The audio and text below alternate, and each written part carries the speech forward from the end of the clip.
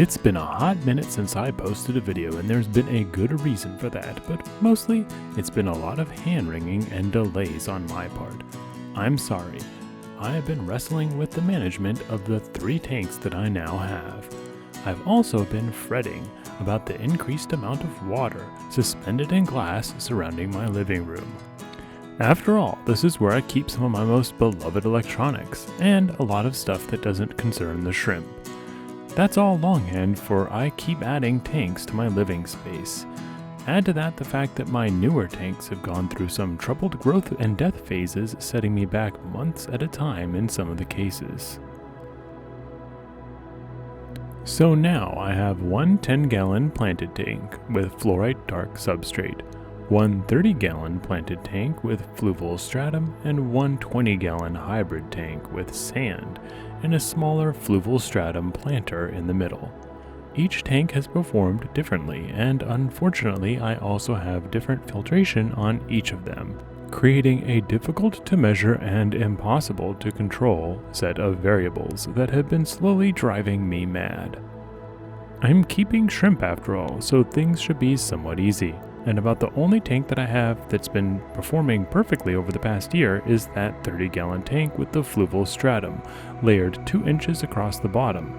And this is all buffered by a canister filter rated for 30 to 50 gallons of water. Once again, these are shrimp that we're talking about. They shouldn't really need a canister filter because even though they poop a ton, they're small when compared to, say, a tank full of discus fish. That leaves me with a small problem. Or rather, a difficult question. Am I overcompensating? Also, am I completely missing a happy medium somewhere because my setups are too complicated? It may be time to rethink one tank at a time, and I think the first one that I'm going to tackle is the newest one in my collection, the Ghost Shrimp Kerfuffle, or as I have come to call it, the Monolith. This tank had an algae bloom that killed off almost half of the initial stock of ghost shrimp, and a few of the snails as well. When it settled, for a few days the entire tank was blanketed with the biomass of clumped algae that looked like a brown snow. I vacuumed it up, but even after 2 or 3 solid sessions and water changes, there was enough algae still in the water to swing the water parameters even more, and make living in this tank very difficult for the shrimp. I had more shrimp die until things started to really settle down, and now the water seems to be heading back towards some kind of clear state, with now only about 3 water changes a week, and that is still too much. I have a sneaking suspicion that this is all because the tank is by the window. I had the same problems with the 10-gallon tank when it was in the same place. At first I was determined to keep the water changes to a minimum since it had worked so well for my previous attempts. I think that this was a bad idea, as the algae blanketed the tank and gummed up the filter pretty quickly, and I had ammonia spikes. This made maintenance on the monolith tank an increasing problem that became a daily chore. My determination to limit water changes was being forcefully challenged. The increased water in and out of the tank helped considerably, and I don't fully understand why this is. The AquaClear 50 filter that I have running on it is dead simple, and it clogs up so quickly even so. This filter can quickly become a danger to the tank and my living room. AquaClear filters have a nasty habit of becoming blocked and then bloating up until water is bubbling, ever closer to the lip of the filter bucket.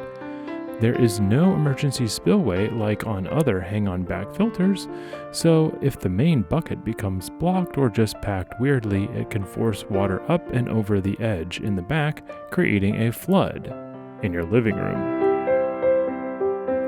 A number of fish keepers that I follow on YouTube started with this filter but ditched it after it flooded their floors unexpectedly. It can actually do this very quickly and can keep doing it for a while. The bigger your tank, the more water that can be dumped out before the intake is unable to pull up any more due to gravity and its supply being drained. I want to toss this filter out as soon as I have a possible replacement. I already have removed some of the media because it was beginning to sputter.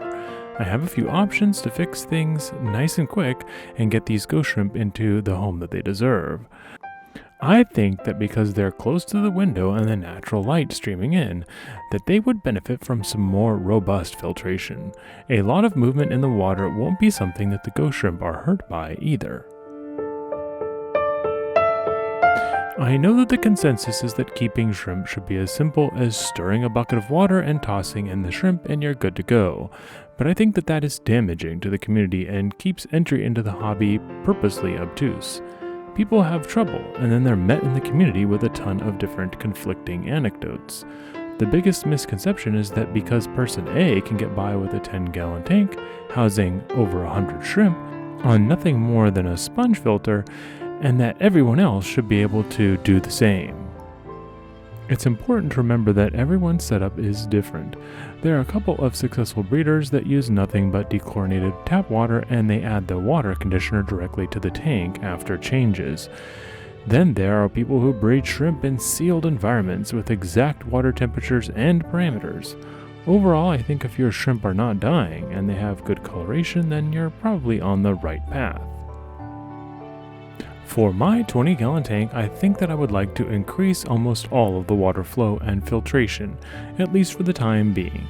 I don't have an infinite list of parts and options though. I already have some filters in hand that I can't easily ignore and trade out for something completely different. I may need to make do with what I have, but that doesn't mean that I can't be creative.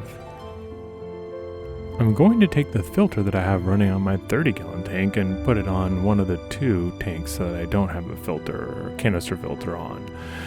And then I'm going to use all new media in tubes, and the new media will take time to cycle, but some portions of that filter will have the beneficial bacteria colonies already on it. And then I have a new filter that I'll put back in action on the 30-gallon tank, because that has already had good growth both to the community of shrimp as well as substantial plant growth, and the substrate there and surrounding rocks already have good bacteria on them. With these filters, it will really be overkill, and I am reluctant to detail it here on YouTube because there will undoubtedly be some detractors, but still, this is what I'm comfortable with, and this is what has worked so well for me up until now. I just want to say yes, I do get it. It will be like putting a supercharger on a Dodge Neon. But if it helps me in my current situation, keeps the shrimp from suffering, and makes them happy, I'm all for it. I'll likely decide what else I'm going to do with this tank as I get into the addition of the canister filter and see how it works out. Alright, on to the actual 30-gallon tank containing the mountains. Things are going really well. This tank continues to need very little maintenance. I clean the canister filter about once a month. It basically acts as a bacteria farm. With the media and polishing pad, it does a great job at catching big and small particles. It's not really a massive waste sieve waiting to collect all the poop of a big fish community. The plants are growing ever more faster, and I need to trim them that much more frequently or they will quickly overwhelm the tank behind my back. The snowballs are doing amazingly well, and their community is a testament to running a mostly natural setup for shrimp and being able to enjoy them on a budget. They're breeding like shrimpy rabbits, and I've been able to observe the female shrimp right up to the point that they likely give birth. But I have yet to catch that in action. You can see here that this shrimp is about ready, and her shrimplets have all developed eyes that are distinctly visible as two black dots on a tiny grain of rice. Given their size, I'd say that these shrimp eggs are completely grown and that they'll hatch within the next 48 hours. I'll have to keep an eye out to see if I have any shrimplets swimming around in the tank after that time. The vampire shrimp is hiding a ton right now, and I hadn't seen him in a good 3 or so days. At first I looked high and low, back and forth, but I hadn't spotted a leg or a tail or anything else. Come to think of it, I'm gonna go and check now with a little flashlight because it's been way too long between sightings. After a couple of minutes poking around, I spotted the vampire shrimp has been hiding in the back of the tank. There is a pocket near the rear that is completely secluded. He's taken up residence there for the time being, and the only way that I was even able to spot him was by reflecting the light off the back of the tank and catching the silhouette of his antenna through the Java moss. all this moss covers the front of the rock that he's chosen to hide in. To be honest, hiding is good as long as he's healthy and eating enough. Hiding is right on brand for this guy. After a few more days, I found out why the vampire shrimp was hiding. He coughed up his exoskeleton into the rear of the tank like a used-up food wrapper. The vampire shrimp seemed to molt less often, but it could also be a function of their age compared to the other shrimp in this tank, as shrimp tend to molt less often as they get older. I still hadn't seen this one venture out to fan for his food. He must be hungry. So I waited and waited, capturing great shots of the bamboo shrimp the entire time as they were browsing the tank and taking stock of all the beautiful snowballs.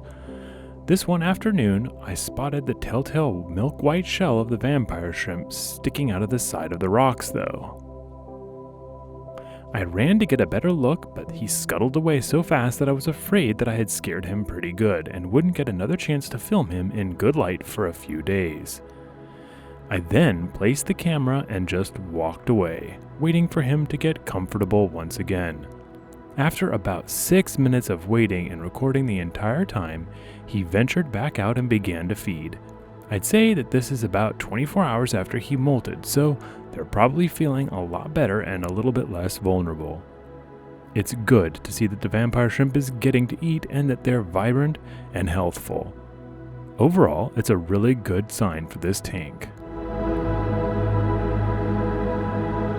That's all that I have for this episode. I'm going to wrap things up here and leave the filter changes and a surprise for the next 2 installments of The Great Shrimp Shoal.